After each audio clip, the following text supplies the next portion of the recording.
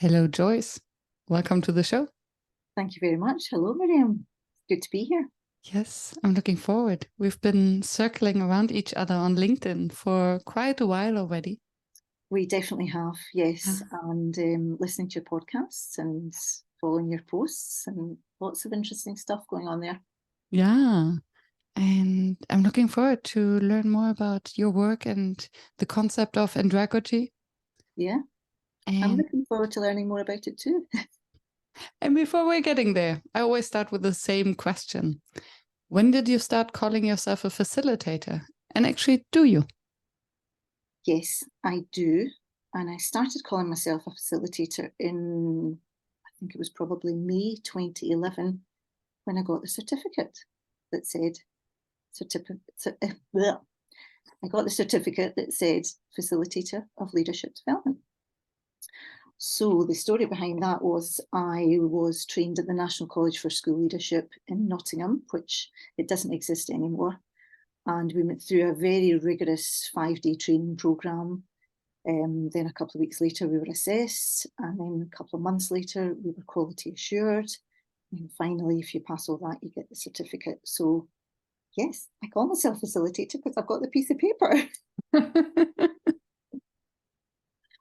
How much has changed in your mindset and your skill set since the piece of paper? Oh, a huge amount. I think when I got it, I really still did not understand the whole concept of it. It's like passing a driving test, isn't it? You pass your test and then you learn to drive. So I'd done the training, I've done the assessment, the quality assurance, and then you start to learn to really facilitate.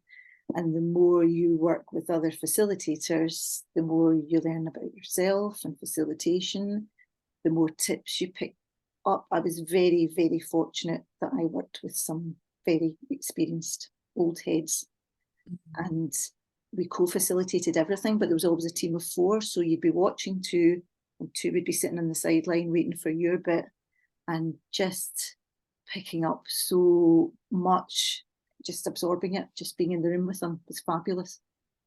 And I love that you say that you learned most from co-facilitating and observing them, and that you learned most about yourself.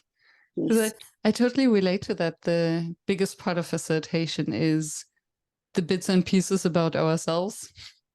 Absolutely. And to handle situations. Yeah. Yeah. Which is, so the whole core of our program was based on emotional intelligence. Oh, wow.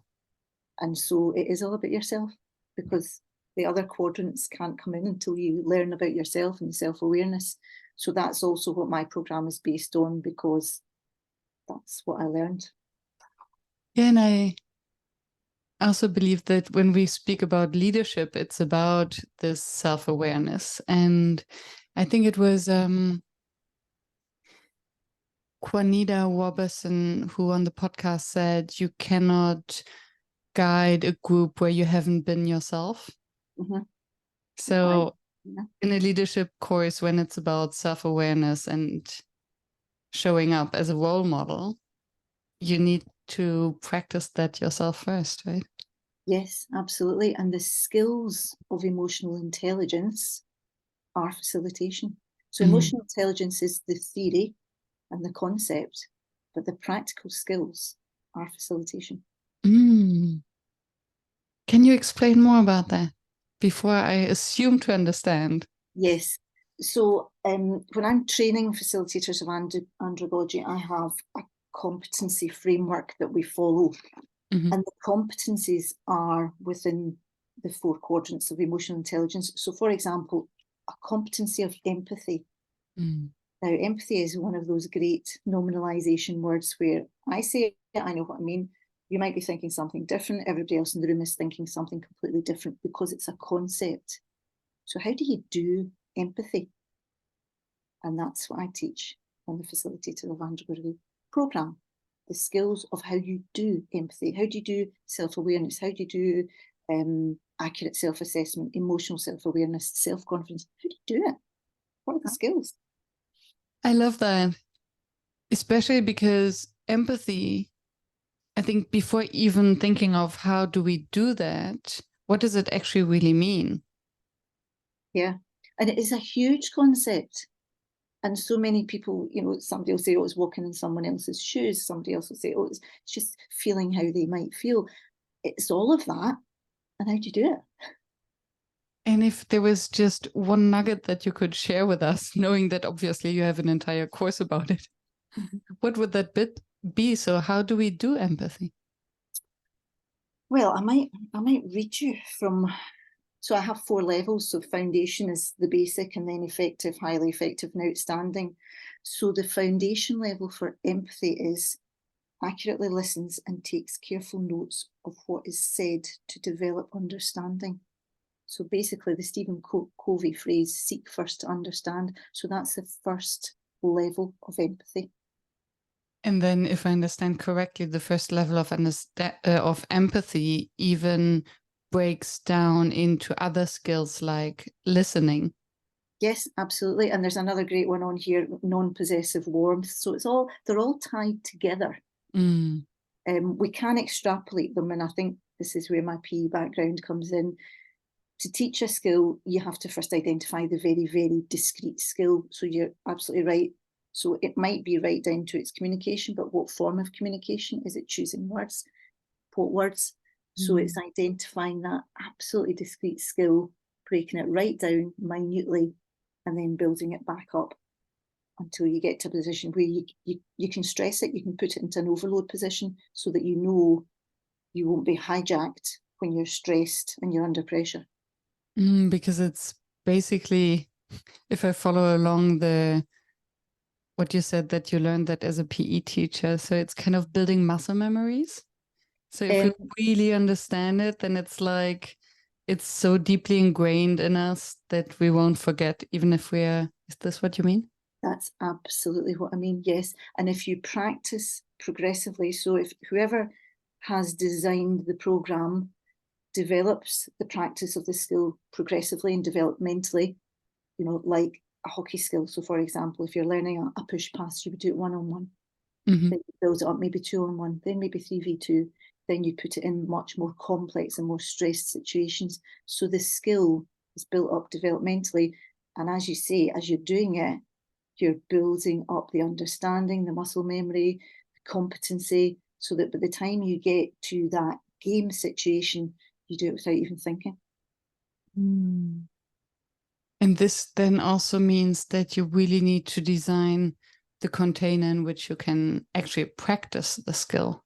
Yes. And also observe. I think that's also the same in sports, right? Yeah, that absolutely. we underestimate the impact of observing other sports people in doing the movement. Yeah. And so quite often when I'm doing the training program, I'll say, I'm training now, I'm facilitating now. So do you notice the difference? Because some skills I have to train, but then when you get up to do the skill is a facilitation skill. So we flip in and out, and it's the metacognition of, what am I doing now? Am I training you? Am I facilitating? Where would you draw the line? Can you give examples?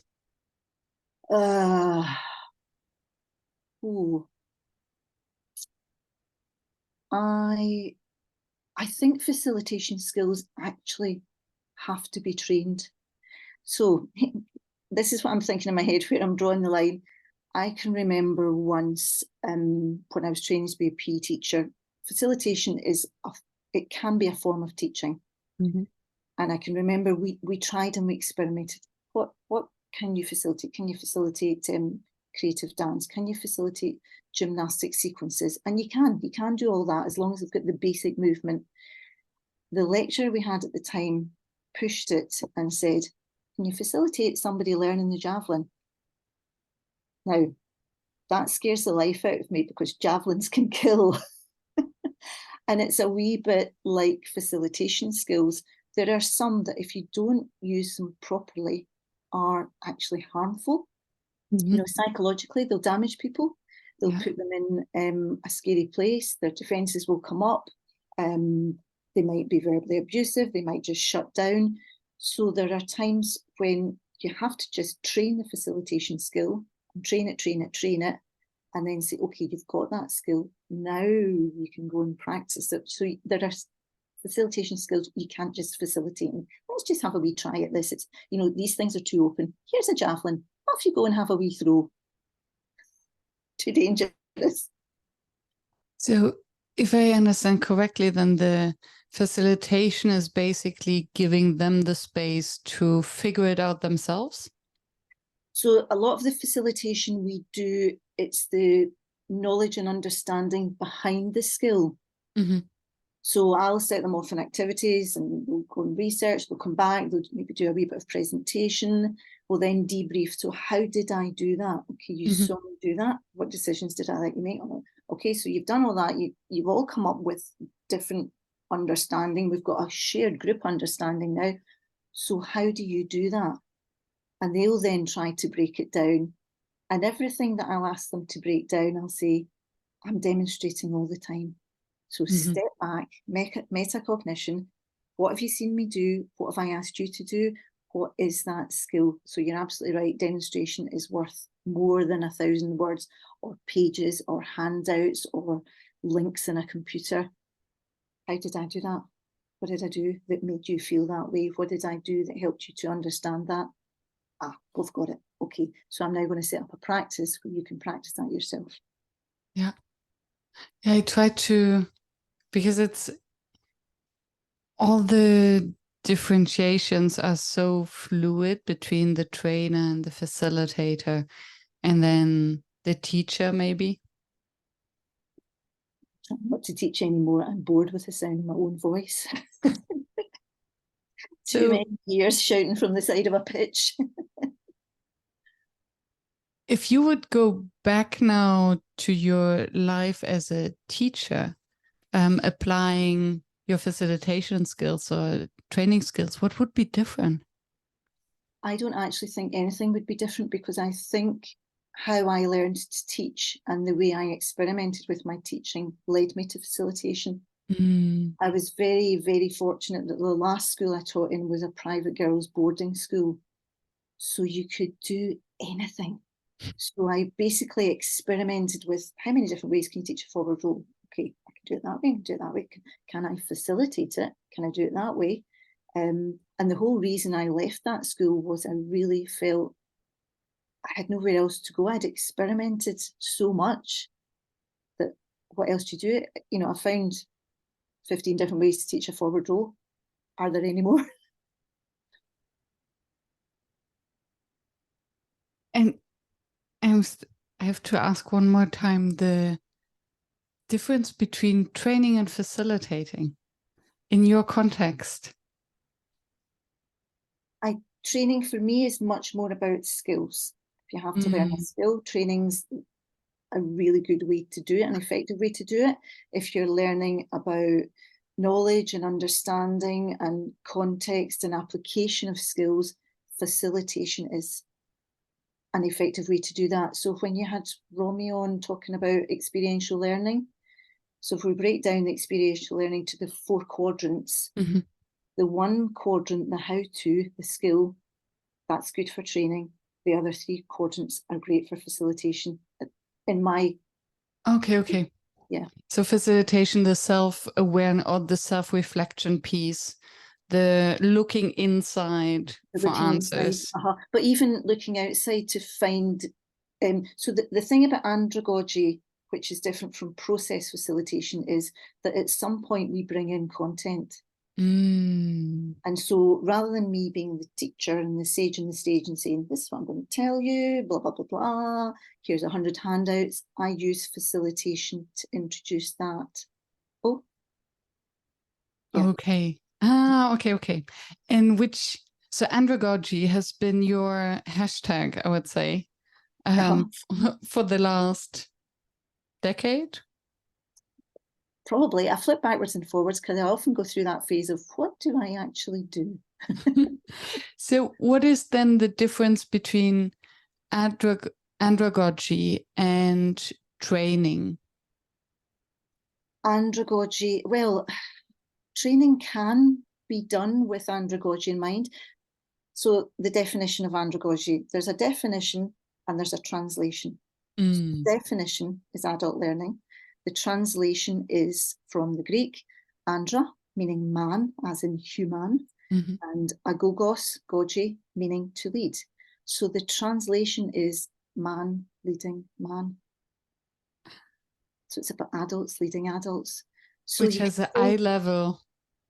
Yes, absolutely. So you can still train using Andragogy and using the assumptions of Andragogy and applying them. Yeah, it's a theory, it's a concept, it's an understanding, it's how you apply it to your design. And when you say that there, you can apply the principles, can you give us maybe a one-on-one on Andragogy? And then I would be curious, why is this term not wider used? Although it seems as many might do it unconsciously. Yes, absolutely. And facilitators do it unconsciously. So this is how I would facilitate Andragogy. And you can go and find out this yourself. So Malcolm Knowles, Alexander Kapp. Malcolm Knowles is the most recent one from the 70s. Alexander Kapp, German from the 1800s. They used this word and this concept, and they postulated that there's assumptions of Andragogy. So presuppositions, that if we have these presuppositions in our mind, that these adults sitting in front of us learn more effectively if we take this in mind. So it's things like self-concept, readiness, internal motivation, adults like problem orientation, take into account past experience. This to me is the biggest difference between pedagogy, teaching children, leading children. The translation is leading children, and Andragogy, leading man. Adults have baggage, we have experience. Children have experiences, but not so much. Yeah. Brings back to mind my conversation with Romy that you cited earlier with the empty and the full cup. Yes. So when we're in a room with adults, we can assume that all of our cups are already full. Absolutely. So we cannot just pour more content in the cups. Yes, and every single one is unique and different, and we'll never know their experiences, their knowledge, their skills, their understanding. We'll never know that, no matter how much time we spend with them. So being aware of that before you go even into the room and designing with that in mind is quite different. Especially if it's in a foreign country like China, where you can't even understand what they write in the post-its. Yes. And before digging deeper into that, I just want to honor the concept of humility that comes with it.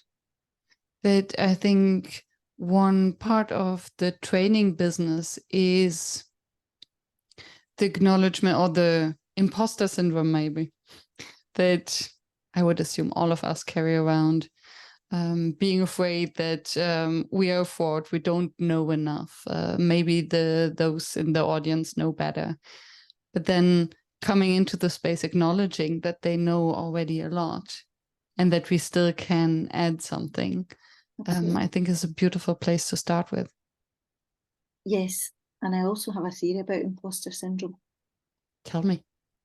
I don't think it's a syndrome. I think it's a stage of learning that we all go through. So when you become consciously incompetent, when you know you're not very good at something and it's a wee bit uncomfortable, I think that's what people then call, oh, it's imposter syndrome. I don't think I know enough. I don't think I'm good enough. Or is it just that you've got the stage where you think, I'm learning, but have I learned enough? Can I do it well enough? And I'm still that person on a hockey pitch 45 seasons in, when I'm trying to learn to do a tomahawk, and the 17-year-olds are amazing at it. And it's uncomfortable. I'm not an imposter. I'm just learning, and I'm not very good yet, but I'm conscious that I'm incompetent. I love that. And to add to this, I think you do need quite a degree of knowledge to even acknowledge that you don't know everything and that there's still things to learn. So this conscious incompetence. Yes. So if you doubt, or if you have the impression that you have an imposter syndrome, actually it shows that you have reached a level where you know what you don't know, which is quite sophisticated. Yes, and self-awareness, back to emotional intelligence, it all comes back to self-awareness. Yeah, which then means that facilitators and trainers or facilitators have a higher likelihood to suffer from imposter syndrome because they have more self-awareness and hence they're more aware of what they don't know.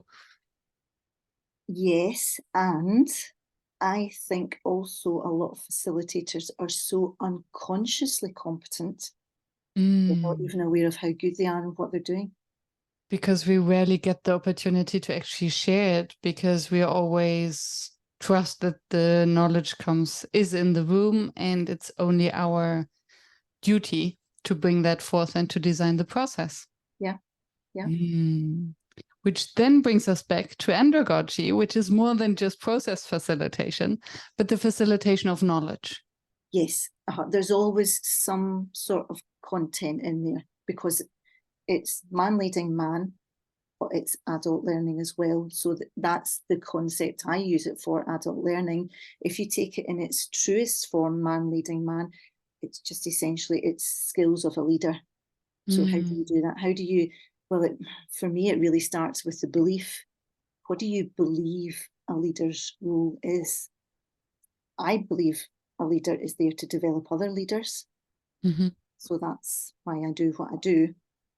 If somebody believes differently, then maybe andragogy is not for them. If they believe it's about command and control, then andragogy is not for them. They're more going down the pedagogy line and treating the adults like children. And we all know there's lots of leaders like that. Yeah. So there's meeting each other as equals and on eye level. Yeah. And still, if you come in as a trainer using andragogy, there is still the difference between the trainer and the group. And I wonder, are there contexts where facilitating with andragogy makes more sense than in others, as opposed to process facilitation or experiential learning? If there is a difference actually to andragogy, maybe it overlaps.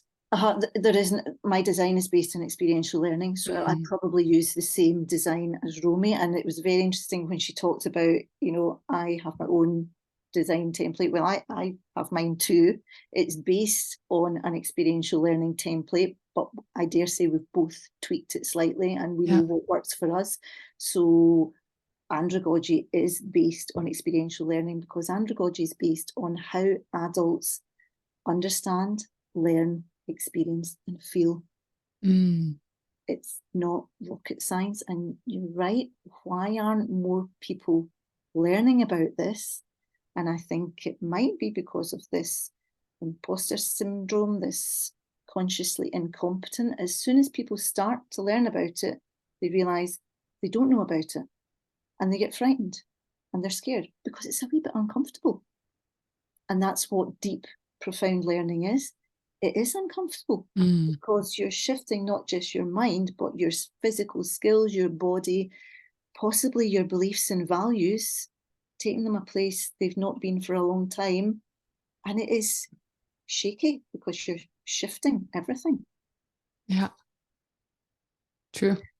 I did a training course a couple of years ago for some school principals in Scotland.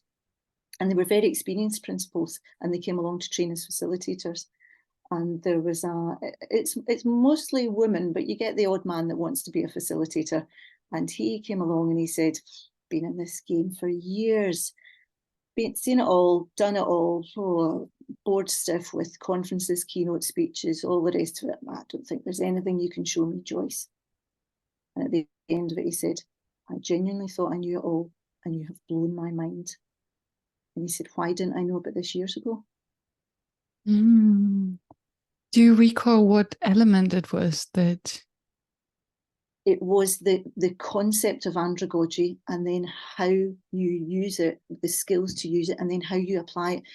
As part of the programme, whoever's in the cohort of participants, I asked them with each skill that we use, where do you think you could use this? Oh, I could use this in a teacher review meeting. okay, where do you think you could use? Oh, I could use this when I meet with parents. So it's things that they've been doing day in, day out, and it's relevant to them, but they've never thought to learn the skills to do it. So if I understand it correctly, then it's basically not only teaching new skills, but looking at what they already have acquired in their professional lives, even maybe in their private lives, and then see how they can repurpose the skill in the context of their profession or the training. That is it exactly. And I often say this to them, you are pedagogy experts. Andragogy is a slide along the teaching spectrum. So it absolutely is the skills that you've got. How can we take them to a different level with adults rather than children? And it is just a slide, and we do the spectrum and we draw it, and we discuss where coaching goes and lecturing goes and keynote speeches and all the rest of it. And when they see it visually, I think that does blow their minds, some of them. And to what extent, you mentioned earlier about the assumptions on which you based the training. And if I recall correctly, it was about everyone coming in with an open mind, everyone being there to learn, to question. That's not one of the assumptions. Okay, great. Please remind me. Yeah, for me, so there's, depending on when the listeners put into their search engine Andragogy, you'll get different numbers of assumptions, 5 or 7. I quite often say to the trainee facilitators, so which assumption do you think is the most important? If you had to prioritise and rank them, which do you think is the most important? And often they will say it's relevance. That's the most important thing to learning, to adult learning. If I don't need to know this, why am I bothered? Why am I sitting here if I don't need to know this? So often people come in with a closed mind. Why do I need to learn this? I don't need to learn this. I've been a successful head teacher for 20 years. Why do I need to do this? So as a facilitator of Andragogy, my first job and the first part of my design is to extrapolate the relevance for them. So to get them to find out why they want to be there and why it's in their interest to learn about this, so that I trigger their intrinsic motivation. Because Andragogy is all about intrinsic motivation, pedagogy, children, extrinsic motivation. You'll sit in that school, that seat, and learn because you've got an exam to sit. Yes. Yeah, and once we're intrinsically motivated, of course, we are curious, we have an open mind, and we want to learn. And if I understand correctly, you mainly train teachers? Mainly because I was a teacher and I know the market. Back to the empathy thing, I know how teachers feel. I know how I felt when somebody said, go on a training course. Really? I've got childcare, do I have to? It's the end of a long day. Why would I want to do that? So I am quite tuned in to that market. I've also done sports teams and high-level sports teams, racing ski teams, things like that. So, because I'm curious on 2 levels, actually. One level is, what is the mindset shift of the teachers that they will then bring back? So what is shifting for the teachers before and after in the impact of their classes? And maybe before that, does it mean that andragogy can also be applied to formal education, where it is usually not adult? Well, depends on what age you would consider a teenager an adult. Yes. So the second part of your question, I have done work in schools with teachers who deal with older students, 16 plus, but also refugees who have a lot of baggage, a lot of experience.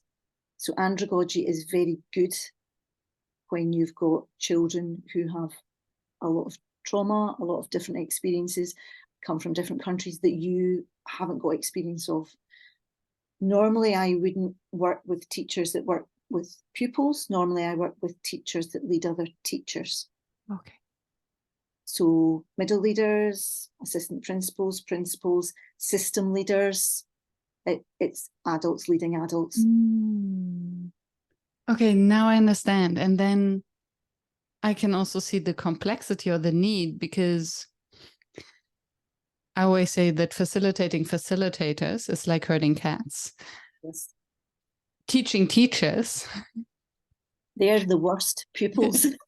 And I'm probably the worst one, because if you don't get me at the start, not only will I switch off, I will disrupt. I will ruin your session if you don't get me at the start. So I know what I'm like, and I'm the worst person you can have in your session. Which is great to know, because then you're very aware in the design of your own session.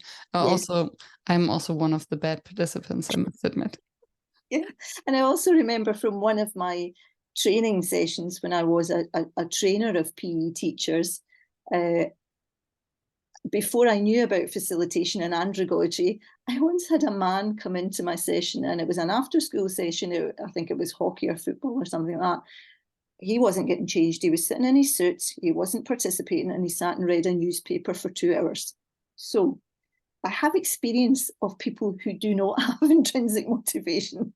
Yeah. And I don't ever want that to happen again. And you would then just leave him, respecting their decision? Because I didn't know about andragogy and I didn't know the design, knowing now what I know and having the skills that I have, that would never have happened. So a very simple fix for that. There's 2 very simple fixes.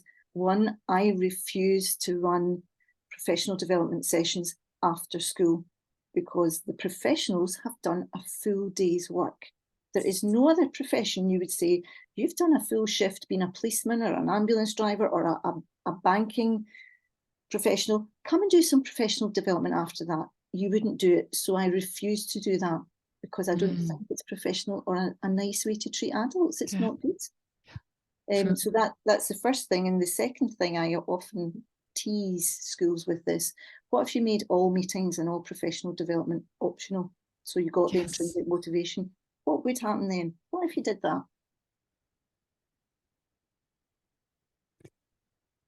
And then it can be tricky, right? Because I can imagine that. So the way how I imagine it from what you explain is that you would spend the first bit of the training really pulling out the intrinsic motivation. So why would you care? How can you apply it? In what areas to really open their minds and empty a little bit of their cups so that they can add. So if it's fully optional, how can you, where is the moment where you can actually spark this curiosity, where you can have them together and make them think about the application? So that comes quite well. It can be at the start. It can be when you're teasing out the intrinsic motivation. I have a technique where I basically create a tension. What happens if you don't do this? What's the worst case scenario? And then what happens if you do? So that creates a great tension, and I get them to generate their own learning agenda based on that tension. So what is it you specifically need to know about this?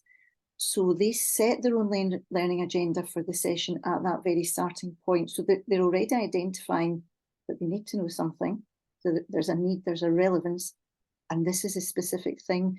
Now, subconsciously, they've set the driver for where their attention's going to go for the rest of the whole session. So when I then introduce the knowledge or the concept, and it might be something as dry as a bone as a school policy, which, by the way, I don't need to read because I don't need to know the content. I'm clean. Their subconscious will go exactly where it needs to go in that policy. And then we move on to the skills, and then we move on to, okay, so where will you apply this? With whom? To what standard? When? And we drill right down to specifics so we can get the game practice absolutely spot on. Yeah. And then all you need is the initial self-awareness a small piece of self-awareness that if they just continued the same way as they've already done, something might be missing. Yeah, they'll get what they've already got. Yeah. They'll feel the way they're already feeling. They'll Yeah. come in as usual and sit with their arms folded and go, well, I don't have to. It'll be the same if you keep doing that. Yeah. Let's actually think what you might get out of this that is useful to you. Yeah. And I like this tension creation also with clients. What would be the outcome if you didn't have the workshop? Absolutely. Yeah. I once went on a workshop when I was learning to facilitate very early on, and it was when I was living in Newcastle upon Tyne, which is the north of England, and I'd got the train up to Edinburgh for this course. Went in, did all the nice meetings, signed in the register. We all sat down, and the lady said, I've signed all your certificates, here you are. Now, if you'd like to go shopping, feel free. You've got your certificate, you don't have to stay. I thought long and hard. I thought, oh, in Edinburgh. Oh, I would really like to go shopping. But I've actually come to learn and I want to stay in this course. And I thought it was a great, clever thing to do, clever technique, because you're giving people the option there. You don't have to stay. You've got a certificate, off you go if you want. Only you're losing out, and I'll have the right people in the room. And and you create the fear of missing out. Yes, because suddenly I think it's especially those complainers that we do have in trainings and workshops who, I would have used my time differently and there's so many things, I'm so busy, and then once you give them agency, like, okay, go. Yeah. Then suddenly they're like, oh, what is there to miss? Exactly. I might just stay. Yeah. Why are they keeping it all to themselves? Yeah. Exactly. Yeah. And then it's just models the belief that everyone is self-responsible and it's based on intrinsic motivation. That's how we learn. Yeah. You're an adult. I'm going to treat you as an adult. If you don't want to be here, don't be here. If you've been sent here, you don't have to stay. Off you go. Have a nice day. I tried something similar once when I heard that I was hosting a training on how to have better meetings with a room full of academics. And just before starting, I heard the rumor that they didn't want to do that. So they were forced by the dean. So I stepped in and said, okay, so whoever doesn't want to be here, stay here with me in my corner. Who is excited about the training, go to the other corner. So we could see it. Yes, excellent. And then I asked them, okay, give me until the first break.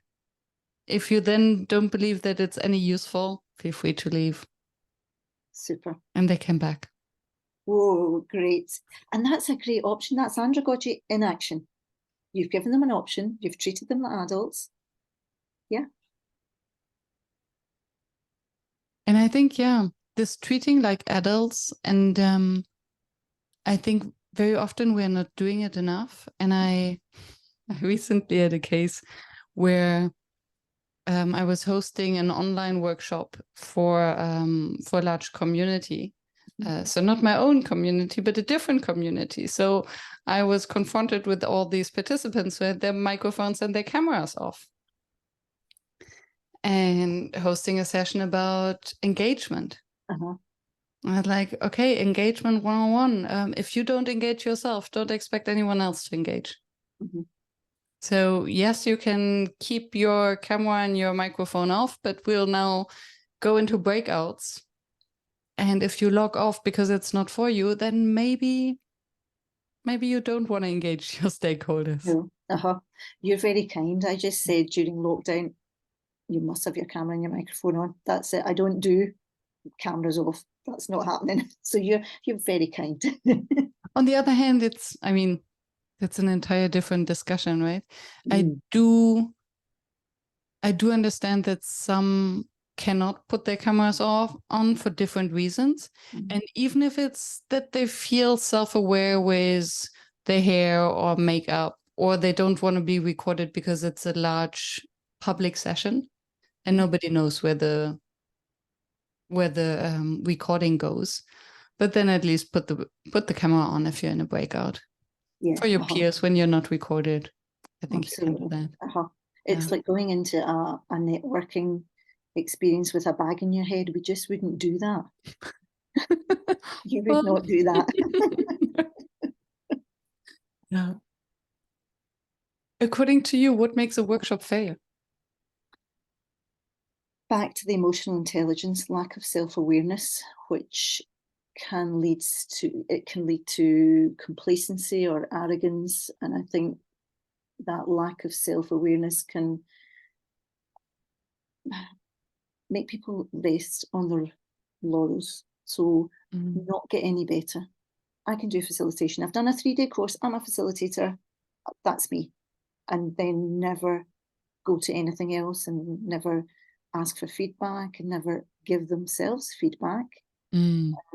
So I think lack of self-awareness, and everything I do is so entwined with the emotional intelligence, and that is the key quadrant. And yes, I totally get that. And 2 things come to my mind. One is the differentiation between self-awareness and self-consciousness. So one is helpful because we see, we question, but in a positive way. The other one, self-consciousness, is almost self-destructive. Yes. When do we flip? And how do you help someone to remain in the self-awareness area without getting into the self-conscious one? As part of the program that I run, I train the facilitators to give feedback and ask for feedback, and it gets to the point where you can actually give yourself feedback. So we look very carefully at words, but also I was married to a police officer. He retired a couple of years ago. So it's evidential feedback. So it's nothing based on feelings or emotions. So I teach them a formula for feedback, and we practice it throughout the course. We practice it from day one of, okay, what did you see? What were the words? What were the behaviours? What was the impact? And so we use evidential feedback to give to each other all the time. We build it up, progressive development, skill practice, and then they get to the stage where they are able to do it themselves. So there is an avenue for that self-awareness and that feedback, which should not be self-conscious because it's evidential.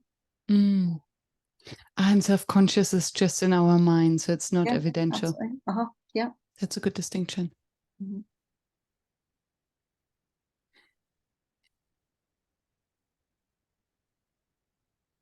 And then how do we, because the self-awareness on our impact on others is also very context related. Right? You mentioned China.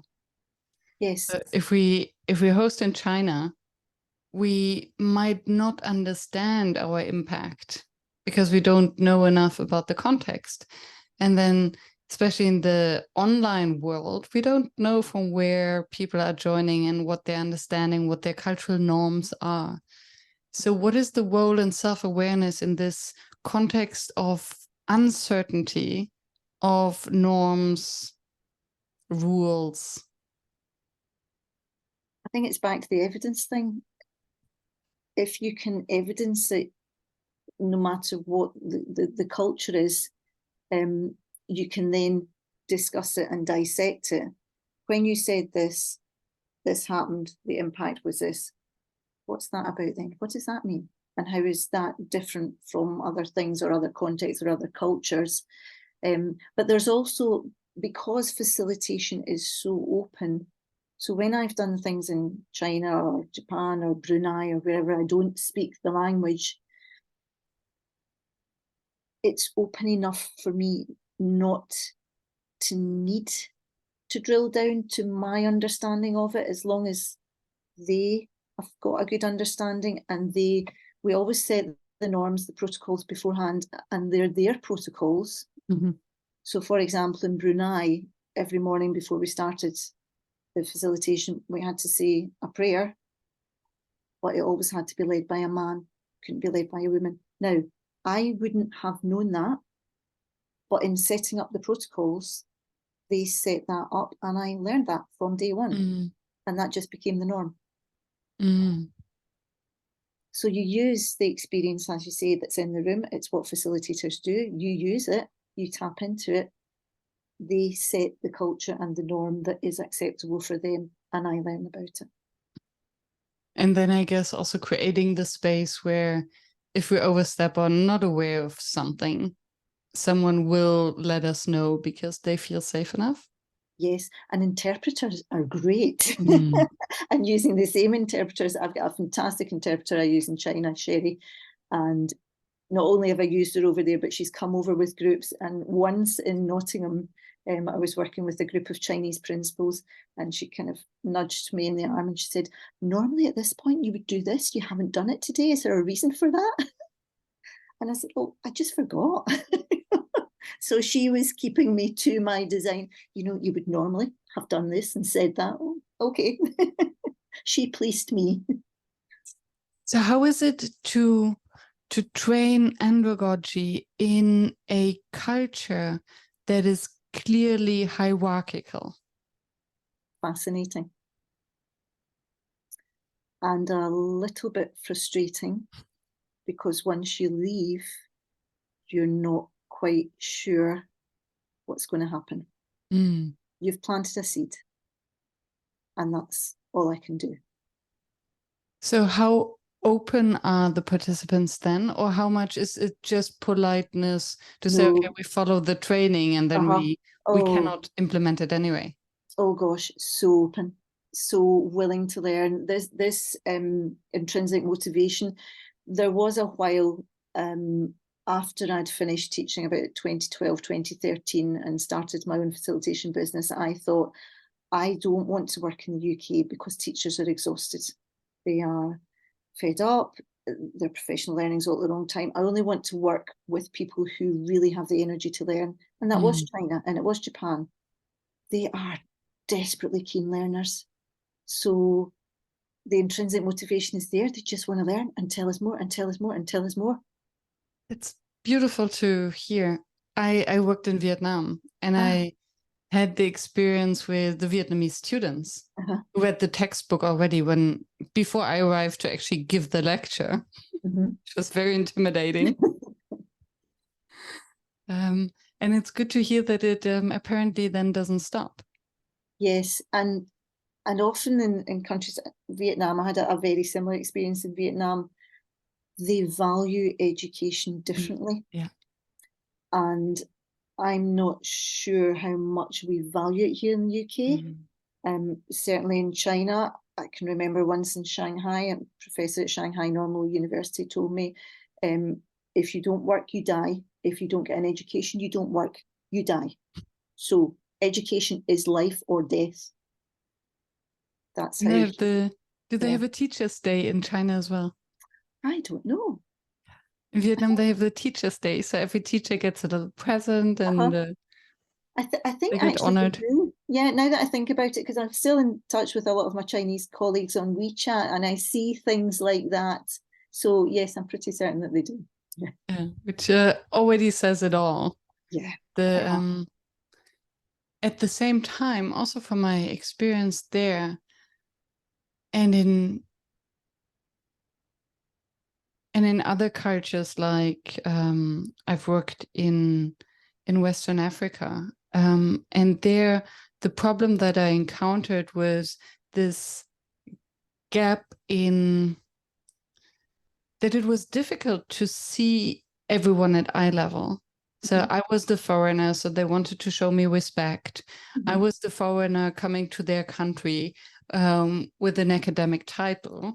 So although I tried to let them know that I have to and want to learn as much from them as they can learn from me, it was difficult to break this kind of cultural code. So what's a trick that you could apply to get the andragogy mindset? In every country I've been in, I challenge them to teach me their language. So I have my own flip, and every day we add a word or a phrase, and every day they test me. So I'm a learner like them. And in Brunei, so normally it would be Brunei and Malay, but also because we had the Ministry for Religious Affairs, they would also use Arabic. So I'm trying to learn Arabic and Brunei and Malay. And yeah, I've got all sorts of little bits of language in my head, but I can't actually speak fluently any language. So yeah, I that was a level playing field. I'm a learner like you. And so I'll learn how to say stop in Chinese. I'll learn how to say sit down in Arabic. I'll learn how to say group number one. I'll say good morning, goodbye, have a nice weekend, all the rest of it. So level field, you might give me the title professor, which I'm not. And I know culturally you want to call me that. I'm also a learner like you. So help me to learn. Beautiful. So you basically, you model the eye level. Yeah. And show your own fallibility. Yeah, vulnerability and just how not very good British people are at learning languages. Beautiful. What remains your number one facilitation challenge? Contracting with clients. Yeah, I often get asked to go into schools or education authorities and they'll say, we have some teachers that need leadership development. And you're laughing because you know it's often not the teachers, it's often the people that have asked you in. So it's because their leadership has not been skilled enough with andragogy in mind that they might have challenges with the people they're trying to lead. So it's either that they project onto the people they're leading, or sometimes a little bit of knowledge is a dangerous thing. You know, people will call me and say, I need a consensus workshop. And I think, okay, so we talk through and we plan through and I'll say, I'm not sure that's exactly what you need. I think you might need this. No, I want a consensus workshop. So where are they coming from? They've seen it out there and they think that's what they want. They've heard the term. They've maybe seen the ICA course for consensus workshop and focus conversations. Oh, I read about that and that's what I want. Or I heard a facilitator talking about it. I heard somebody talking about it. They've been in one, they said it was great. That's what I want for my staff. Yeah, that's the biggest challenge. So I often end up facilitating that conversation. I can imagine that you can then use your tool to open their mind and create this tension. Yeah, absolutely. That's it. Because you think it's going to be quite easy and straightforward. They want you to do some work, you go in, and then it's not easy and straightforward. You think, okay, I'll have to revert back to, I haven't got a design here, but I know what design I'm going to use. So I'll just design this conversation now. Yeah. Can you give us a glimpse into this framework? Because I think many in the audience can relate to that. Yeah, so the design is based on the format and Andragogy. You can go and put this in your search engine and look for it. So the format design for experiential learning, which Kolb then expanded. And you can Google David Kolb. So it's based on that. So it's a little bit more than the why, what, how, and what if I do it. It's a bit more than that because adults, and here's the next clue, adults need time to reflect. So whenever you do something, you've also got to build in reflection time and reflection questions. So yes, there are 4 quadrants and 4 areas that you must pass through for deep and profound learning, but you also need a little bit of reflection at the end of each of those points too. So there you go, 4 quadrants and a wee of 3 or 4 reflections, and that's your design. And would you then also sneak in the reflection for these difficult conversations with potential clients or leads? Yes, I would just absolutely stick to that design because it's what I'm unconsciously competent in. So I do it without even thinking about it. And if I had to just quickly jot it down on paper, I would just draw my quadrants and put my questions round it, and that would be it. Yeah, and they would get the time to reflect and think about before we moved on to the next quadrant. So you start with the what? No, the why. Start with the why. Start with the why, of course. Yeah, because if you don't, so I need to know why before I even start learning. And if you don't get the whyers in the room, you've lost the room, because it is about 57% of your room. Yeah. Adults will want to know why first. It's the relevance, it's the problem orientation. Why am I here? And if I don't know why I'm here, I'm not going to sit here. Although you will get some people who are quite happy just to come in. I have no idea why I'm here, but it's a day off work, so I'm just going to sit and let it all wash over me. But the majority of your room will want to know the why first. And then in order to convince a client or to help them realize that what they need might be something else, you would then start with why, reflecting on why they want this, what they want, to then at the end come out of the conversation realizing that actually they might need something different. Yeah, often. And sometimes, and this is worst case scenario, agreeing to what they want, but when I actually show up, doing something different. Yeah. And that was an emergency plan. Did they realize? So I'll tell you the story of that at school, who my teachers need leadership development. Okay, and I 3 or 4 contracting meetings trying to persuade that I don't know that they do. I'm not convinced that they do. What about this? What about that? No, they absolutely do. And I need you here on this day. Okay, so turned up and was faced with a room with their arms folded. They'd done a full day's work, arms folded. They were out for me. They didn't want to be there, and they didn't want to listen to anything that I had to say.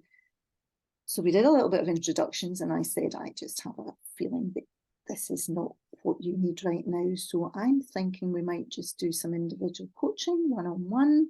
So I'm going to put up a flip chart with times and just fill in your slot. And when you've done your bit, you can go home. And perfect. The head teacher did appear just at that point when I sent them out of the room and said, get a coffee while you're waiting for your slot.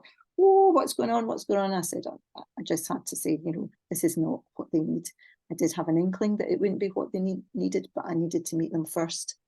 And this is more appropriate, and they're quite happy with this, and we'll do a 20-minute introduction to coaching. So. And how did the head teacher react? Once I'd explained it to him, he was fine.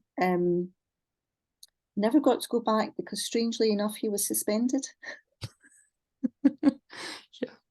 Yeah. Kind of says it all.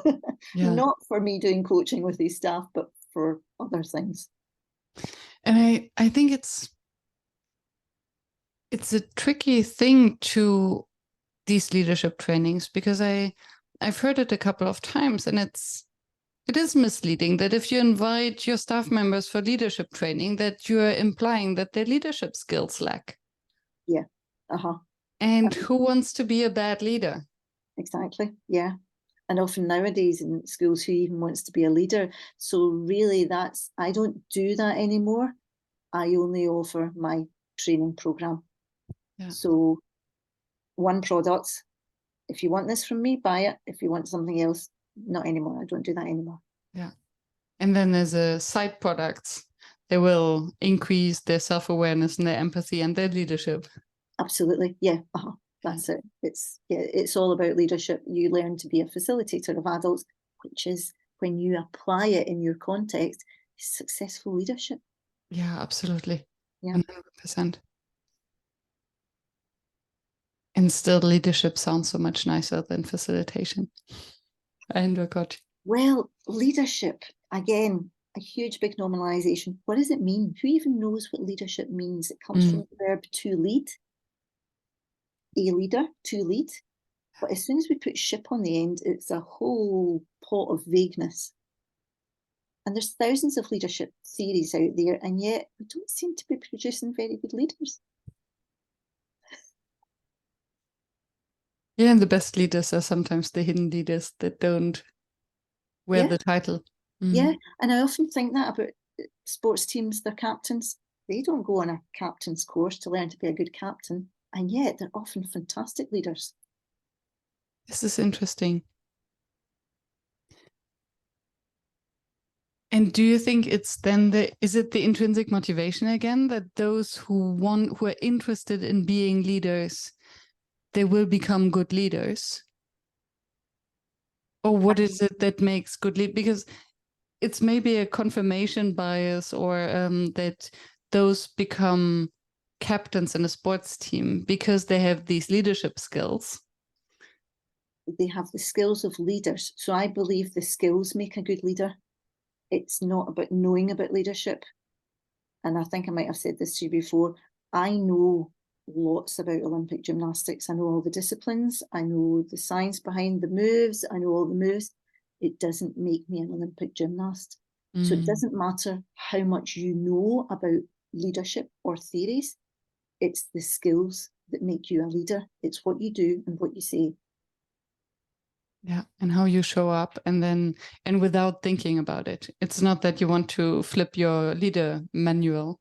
No, exactly. A situation. Yeah. We're 2-0 down. Let me just check my book. What should I say now? No, they know exactly what to say. They know exactly how to motivate people. There are bad leaders in sports teams as well, bad captains, but the good ones, it's what they do, it's what they say, it's how they show up, it's how they make other people feel. You know, I've had leaders that I would have run through a brick wall for, sports captains. It's, yeah. Yeah. And then again, it comes back to what you said in the beginning. It's then to teach the underlying skills, to maybe also, I think there are many leaders, or those who have the potential, because they do have the self-awareness, but maybe they don't dare yet. Yeah. Or they haven't fully polished the diamond. Absolutely. And I do believe, and this is, again, Romy Alexander, if you truly design your learning based on experiential learning, skills learning is a quarter of it. And this is where a lot of leadership programs, leadership courses, they miss out that bit, because the people taking them don't know how to dissect a skill and build it back up again. And that's why I think we have leaders that are not good leaders, because they know the theory, they've read the books, but actually they haven't been taught the skills. It's quite hard to do that bit. And so most trainings and programs that I've been on have just missed it out, and they've just jumped from the leadership theory, and we've learned all this and we've read about all this. So how do you think you'll apply that in your context? Oh, I think I'll apply it with my staff in a staff meeting. Good, off you go, bye-bye. But actually you haven't learned the skill of how to do it. Oh my goodness. Huge assumption has just been made that because you've read about it, you know how to do it.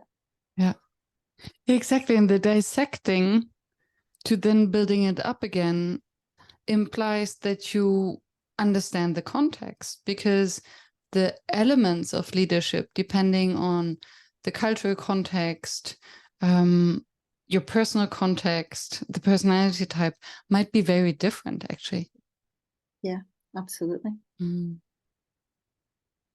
Thank you. You're welcome. Perspective on leadership. Yes. Yeah. And we've been speaking for an hour. My goodness, it's flown by. Yes. Is there something that you would have wanted to share and that we haven't touched upon? So this is the reflective question. Good point to put it in. And I am one of these reflective learners where I probably couldn't tell you that now, but I might be able to tell you tomorrow morning. So I'm also the most annoying person in your room. Let's say that. So not at the moment. I can't think of anything at the moment. Beautiful. And I just want to thank you, because you really opened up my horizon by learning about andragogy. Excellent. And a new perspective on leadership. And so tying back into what Romy said, has there been anything that struck you? That's experiential learning.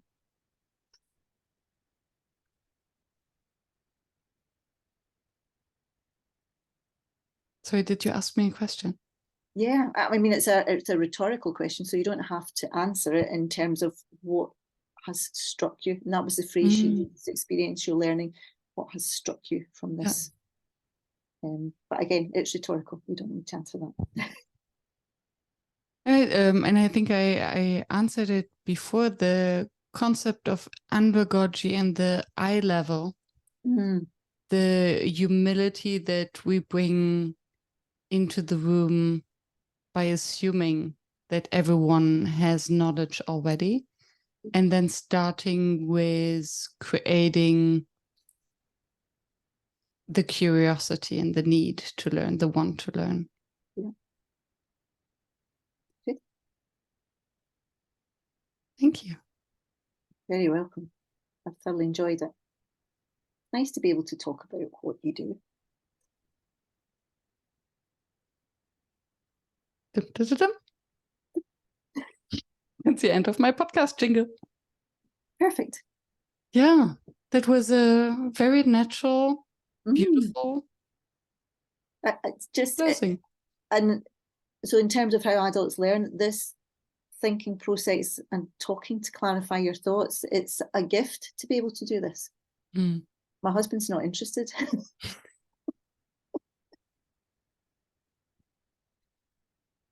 Which is maybe sometimes also good.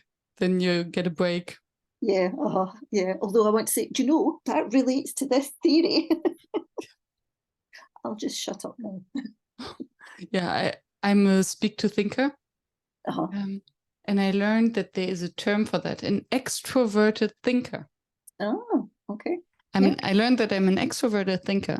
So in order to make sense of things, I need to speak them out. And that is also how humans learn. Learning is a social experience. We need to speak them out, because if we don't, they just whir around in our heads. They're just concepts in our heads. Yeah. So you have to speak them out to people to test hypotheses and theories and your ideas. That's why learning is sociable and why children should not be sitting at desks on their own. Or write them down. I realized also that I ask groups before we start a longer session to write down everything that they wanted to finish or that they still have to finish, just a mental download, because otherwise it's like when we go to bed and we haven't processed yet. Absolutely. Then we cannot sleep because our dreams just keep us awake, and we process all of our to-dos in a state of half asleepness. Yeah, I often do that. Yeah, speaking out is and that's why I love the podcast. I get to learn so much from just listening to the guests, rephrasing it, throwing it back at them, and learning back that. Yeah, and as you say, rephrasing it, that meeting at eye level, I've never thought of that before. And it's so true. Whereas when, keynote speakers, presenters, adults who use pedagogy to be the sage on the stage, they're always above you. Yeah. Speak down to you. I do sometimes wonder if the reason I do what I do is because I had some horrific school principals who were just terrible, and I thought, I never want to be like that, and I never want anybody to experience that. I wouldn't be surprised if this is true for many of us. Yeah, I'm allergic to people telling me what to do. Me too. And I think I always was allergic to that as a kid. Yes, yeah. Yeah, my teachers did not always appreciate me. No. And as I get older, I'm getting more sweary with that. Good old Scottish sweary words, yeah. But then sometimes you also can.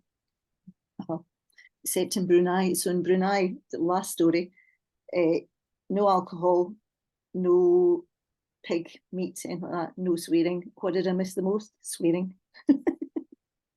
Swearing is so nice. I can cope with no alcohol and no bacon, but I like a wee swear. Yeah. If at least you would have someone in the room who has a button to beep, beep. Exactly. Yeah, beautiful. Wonderful. Thank you. That's an absolute pleasure. Thank you. And I will get back to you. I write the one-page summary usually a week, at the latest the Thursday before it comes out, and then I send it over, and then you have a weekend and a bit to review, and then you know the routine from then Yeah. it will come your way with the social media coverage. And Brilliant. Oh, now that we're all in Threads as well, have you discovered Threads? oh, I Instagram. read an article about that. It's the Oh. Twitter of Instagram. Instagram, yeah. Mm. Have you tried it? Is it? Yeah. So because of the gin work that I do, as soon as it happens, everybody in the gin world was going, oh, I'm on Threads. And so I put our account on Threads. I was number 38,000th or something like that. So we were quite early adopters. And it is quite like Twitter, but it's just another social media platform. And I'm just Yeah, I have withdrawn from Twitter already. It's too fast. It's too nasty. Yeah. I like my little bubble where people are nice to each other. Yeah. It's not as it was. I used to use Twitter for professional development, and that's just gone. Yeah. Let's see what Threads does. Well, a product of Facebook. Exactly. Yeah. Too old for that. Yes. So I wish you a wonderful time in Belgium. Thank you. Enjoy the weather, enjoy the beer, enjoy the chocolate. I will do my very best. Yes, thank you. And I see you soon. Yeah, thanks, Miriam. Take care. Bye-bye.